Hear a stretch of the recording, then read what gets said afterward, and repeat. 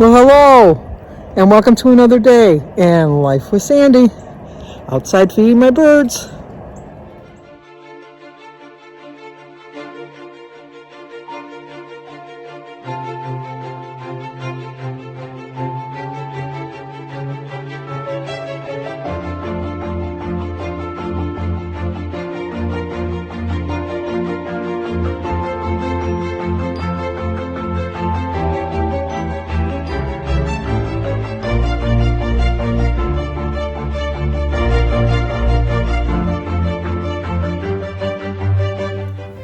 Well, hello. Today is Friday, January 27th, and we do have some birthdays today. Today is Brenda Skaggs' birthday. So, Brenda, happy birthday to you. Happy birthday to you. Happy birthday, dear Brenda. Happy birthday to you. Cha-cha-cha. It's also Saundra, S-A-U-N-D-R-A, Saundra Simpson. Today's your birthday. Happy birthday to you. Happy birthday to you. Happy birthday, dear Saundra. Happy birthday to you. Cha-cha-cha. And it's also Craig's birthday, and I have in parentheses on his birthday is Busted Can of Barbie. So I'm assuming that Craig is probably Barbie's husband or a family member. But Craig, it's your birthday. Happy birthday to you. Happy birthday to you. Happy birthday, dear Craig. Happy birthday to you. Cha-cha-cha. Well, I hope all three of you have a great birthday. My hood is a little, there we go. It looks the same, I guess. As you can see from my opening, my glasses turned to sunglasses. I went outside, the plow came down the street, you can't really tell, and kind of plowed in the end of the driveway. Jim has gone to the gym this morning, so I thought I would go out there and just shovel that tiny little bit of snow. And it's so sunny out there that my glasses turned into sunglasses. So it was nice to get a little bit of sun. It's kind of rare in the winter months around here to get some. I take extra vitamin D in the winter time just to kind of make up for the fact that I don't get enough from the sun.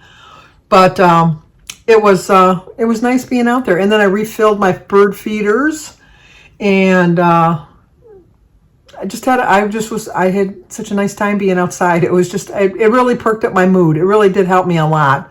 And then my next door neighbor on the other side, Jason's on this side, Greg is on this side. Jason and Christine are on this side. Jason and Denise are on this side. Or Greg and Denise are on this side. But it's like a running joke, because when Greg puts in his flowers on the side of the house, I always tell him which ones I want him to put in there, because when I'm doing my dishes looking out the window, I can see all the flowers. So he built a snowman out the kitchen window on the side of the house between our two houses. So when I look outside my window when I'm doing my dishes, I have a snowman to look at. I have such nice, considerate neighbors. It just makes my heart feel good to know that I live in a really good neighborhood with people that really are going to take care of each other, not just me, but each other. And we can always count on each other. So it kind of brings me back to memories of my childhood that, like this kind of neighborhoods I grew up in. It really was. I just had such a good time growing up. And I think my kids had a good time growing up in this neighborhood. Well, they didn't grow up in this neighborhood. They grew up in the other neighborhood. But when I moved over here, I've always had good neighbors. I really have. And I think, I shouldn't say always. I did have one nasty neighbor, George, who was, now that I look back, I know that he was mentally ill. But he was a crackpot. To say the least, he was a crackpot. He gave us so many problems and so many issues and stuff. And I think the fact that everyone in the neighborhood was afraid of him and I stood up to him, I think that's why he agitated me more, because other people didn't bother him because they thought he's a nut, stay away from him. And I didn't realize he was a nut and I didn't stay away. I aggravated him more, I guess.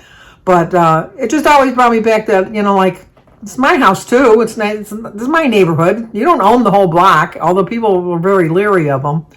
But he never harmed anybody but himself.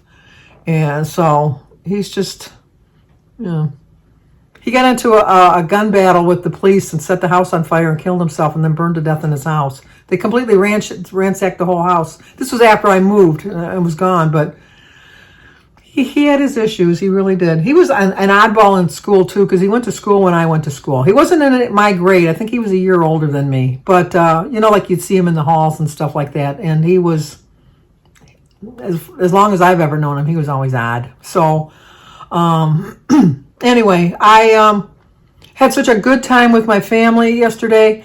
I realized that with all my issues that I've had lately, that I think a lot of it was just missing my family, because being sick, I didn't want them coming over. I didn't want to get them sick too. And it was so much fun. And I forgot all about the laughter and the joy that we have, and just all the good times that we have when we're together. And it was nice celebrating Mary's birthday. It was nice seeing Mary in good spirits. They diagnosed her with something with her liver functions.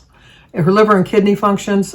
She's on medication for it, which does seem to be working. She is doing a lot better.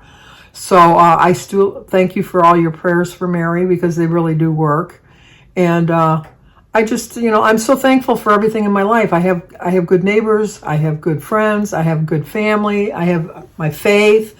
I have all of you guys looking out for me. I have no complaints. I look back on the last couple days and I feel like, what was my problem? Why was I worried? But it was just some issues that I was going through, and I'm glad that I took the time to talk about it and to talk to people, or to talk to someone, not people, but to talk to someone. And I always tell you on here that, depression is not something that you should, and I never felt depressed. I just felt, I don't know, off or something. I don't know. It was never like a depression. But I always tell everybody that, mental illness and depression is like, if you can take a medication for blood pressure, why can't you take some medication for that?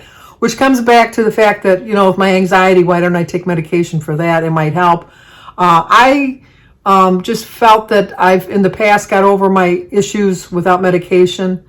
And if it would have came down to the fact that they felt that I needed medication, I would have taken it. I really would have, if I would have been prescribed it. But I think just the talking and the fact that it didn't last that long, thankfully, it was only maybe a week, if that. So I'm just very thankful of everything in my life, and I'm thankful that I've overcome my issues that I've had for the last couple days. I do feel like I'm back to my old self. My niece is getting married, or my great niece actually is getting married in September. So I have a new project, is getting in charge of finding out the rooms and booking the rooms for her, because it's going to be in Saginaw, which is about a 2.5-hour drive from here, from where we live. And, especially after drinking, we're not going to want to drive home that late at night for 2.5 hours to come home. So we're just going to book a room. So she is booked off 2 different hotels, and so I'm in charge of finding the better price and the better rooms and all that stuff. So I'm going to do that this afternoon. Jim and I have a little bit of running to do when he gets home, so we're going to do that. I'm craving fish and chips, so I'm thinking I'm going to go out tonight and have some fish and chip dinner. I did really well last night. I had a small slice of cake. I didn't have a big chunk of cake. Mary had a lot of cake left over, and I didn't take any cake. I didn't even ask for a slice for today, because I thought, nope, you had your treat yesterday, and so I'm going to stay on plan for today. Although I don't eat a lot on Fridays anyhow, so I'm going to watch some YouTube videos before Jim gets home, try to catch up with that. I did watch Edie. Oh my gosh, Edie is she reminds me a lot of when my kids were in school. I was like the go-to mom. I was like the den mother. I was the scout leader, for obviously the den mother. I was on the worship commission. I was a lector at church. I was in the PTA. I coached the baseball and the soccer teams, not that I knew anything about it. I was a lunch mother. I was a catechism teacher. I helped with the fundraisers. I did the bingos. I was so busy, and I loved every minute of it. I can see it's a lot of work, Edie. I know it's a lot of work. But I can just see that she gets so much joy out of doing it, even though it's nice to feel needed, for one thing. And it just always bothered me somewhat when I was so involved with it, is that it's always the same people that are doing all of the work. And it's always the same people complaining about not enough is being done, that aren't doing anything. So, I guess that's just a fact of life. But I remember that when I was 9 months pregnant and I had 2 kids and my term had run out for moms and dads, and I was trying to get nominations for the election committee. And I thought I tried to guilt people into running because nobody wanted to run. Like they all said, well, I'm too busy. I do this, I do that. I don't have enough time in my day. And and I pointed out, I'm 9 months pregnant. I've got 2 kids. I'm your kid's lunch mother. I'm your kid's catechism teacher too. I do the den mother. I do this, I do that. I may not have an outside job, but I'm just as busy as all you people that work, like have jobs. So, and I did guilt a couple people into being nominated and running. So, but it's just, and then when I see other people that are so crafty, like they can do stuff that helps out more. I'm not a crafty person. I don't have an eye for anything. If ever we do redecorating or anything, I always ask Jim, because Jim does have that kind of an eye to like pick colors and things like that. My sister Denise can look at something and think she can make a treasure out of it. I'll look at it and just think it's a piece of crap.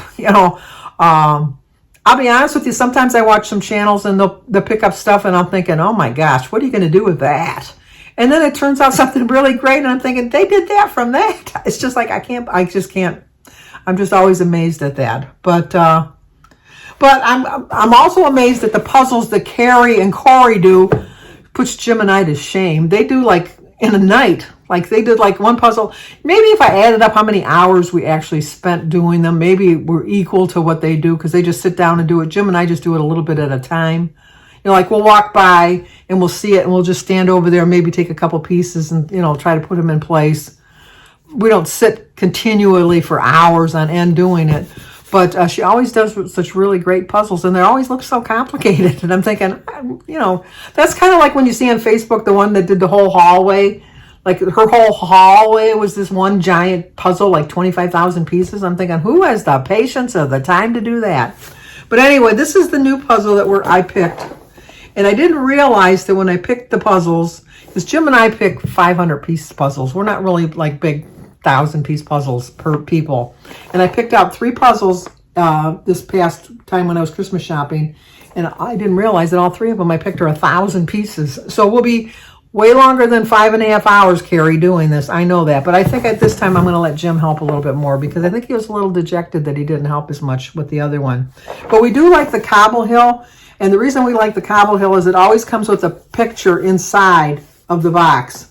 So like you can bring the pieces up closer, because when you get older like me, your vision's not as great. And so you can kind of line up the pieces where you think that they're going to go. But I think this one's going to be a little challenging for us, especially the tree line up here. I think the tree line is going to be a little bit difficult. But that's the project we're going to start working on this weekend. Obviously, we're going to watch football this weekend and stay on plan, other than going out to have fish and chips tonight. But I thought I'd end the video earlier today because, like I said, we got things I got to do when Jim gets home. So I'm going to ask you now to like, comment, subscribe, and share. And I will talk to you guys tomorrow.